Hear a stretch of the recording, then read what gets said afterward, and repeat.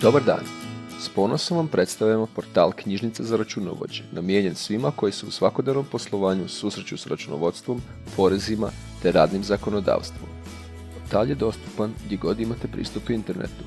Dovoljno je da u internet pretraživač unesete www.računovođa.hr, unesete svoje podatke za prijavu, korisničko ime i lozinku i možete pristupiti svim informacijama koje su dostupne unutar vašeg modula.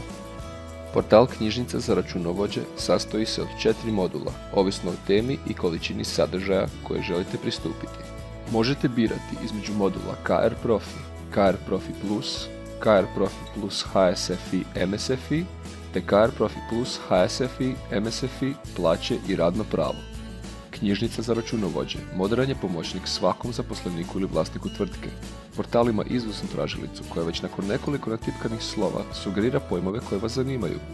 Za preciznije traženje portal također omogućuje dodatno sužavanje rezultata pretrage. Ako vas zanima PDV kod uvoza i izvoza, odaberite tu kategoriju po predmetnom području.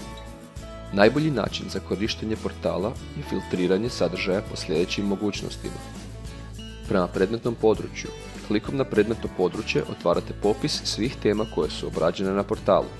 Izaberite temu koju želite u tom trenutku čitati i pojavit će se tekstovi usko vezani za to područje. Na taj način brzo dolazite do konkretnih informacija i rješenja eventualnih nedoumica. Prema tipu dokumenta, baza stručnih tekstova razvrstana je sukladno tipu dokumenta. Prema svojim preferencijama možete birati između sljedećeg: članak, leksikon, primjer, pitanja i odgovori, praktične informacije, online seminari, online razgovori, video seminari i zakonodavstvo. Kao pretplatnik dobivate mogućnost postavljanja pitanja u kategoriji Moje pitanje, na koje vam autor odgovara u pisanom obliku u najkraćem mogućem roku. Odgovor na pitanje stiže na vašu e-mail adresu. Sadržaj portala neprestano se nadopunjuje i poboljšava, te je izuzetno modern i jednostavan za korištenje. Postanite pretplatnik. Pronađite svoj izvor korisnih informacija, savjeta i obavijesti o zakonodavnim promjenama.